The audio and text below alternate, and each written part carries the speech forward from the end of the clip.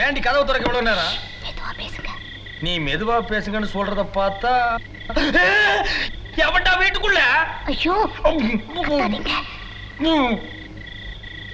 எதுக்கு நீ மெதுவா பேசணும்? எதுக்கு நான் மெதுவா பேசணும்? நான் உன் புருஷன்டி, நான் உன் புருஷன். தொட்டு தாலி.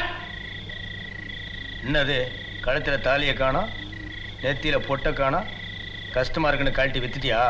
ஐயோ ஏன் இப்படி வாய்க்கு வந்ததெல்லாம் பேசுறேன்? நான் சொல்றத கொஞ்சம் கேளு. இந்த அநியாயத்தை நான் எதுக்கிட்டு கேட்கணும்? இப்ப ஊரை கூப்பிடுறேன், அவங்களே கேட்கிட்டு இந்த நியாயத்தை. சத்தம் போட்டு காரியத்தை கெடுத்துறீங்க போல இருக்கே. கிட்ட வாங்க, காதை காட்டுங்க. அதனால நம்ம ஊர் வழக்கப்படி செத்து போன ஒத்தமீச குப்புசாமியோட பொண்டாட்டிக்கு 5 ஏக்கரா நிலமும் தங்குறதுக்கு வீடும் கொடுத்துடலாம். அவ அதை வச்சு பொழைச்சிக்க வேண்டியதுதான்.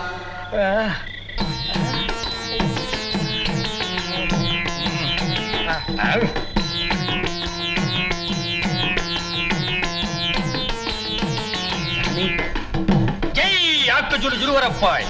சாமி எங்க இருந்து வர்றீங்க? ஐஸ் வெள்ளியங்கிரி மலையிலிருந்து. சாமி அங்க என்ன செஞ்சுக்கிட்டு இருந்தீங்க? நின்னு தாடி வளர்த்துக்கிட்டு இருந்தேன். உனக்கு வேண்டியதை மட்டும் கேளு. சாமி ஐஸ் வெள்ளிங்கிரி மலைன்னா அது இமயமலை மாறீங்களா? நீ சொல்றது சாதாரண ஐஸ் மலை, நான் இருந்தது சேமியா ஐஸ் மலை. கலர் கலரா இருக்குமே அதான். சாமி இந்த ஊருக்கு என்ன விஷயமா வந்தீங்க? இந்த ஊர்ல குப்புசாமின்னு ஒருத்தர் இருந்தானே, அவனை பாக்குறதுக்கு வந்தேன்.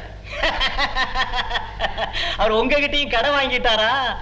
திருப்பி வாங்க முடியாது, அவர் செத்து மாசம் 1 ஆகுது. டேய் ராமசாமி. சாமி என் பேரு உங்களுக்கு எப்படி தெரியும்? ஆக்கச்சூடு ஜுருவரப்பாய். என்னங்க இப்படி கேட்டுட்டீங்க? பெரிய பெரிய சாமிக்கெல்லாம் ஞான கண்ணுல எல்லாமே தெரியும். என்னங்க சாமி? ஆமா வாங்க. இப்படி உங்க 2 பேருக்கு கல்யாணமாகி 8 வருஷம் ஆச்சு. ஏன் குழந்தை பிறக்கலன்னு தெரியுமா? தெரியாதுங்க சாமி. உன் புருஷன் அடுத்தவங்களை குறை சொல்றதை என்னைக்கு நிறுத்துறானோ அன்னைக்கு தான் பிறக்கும்.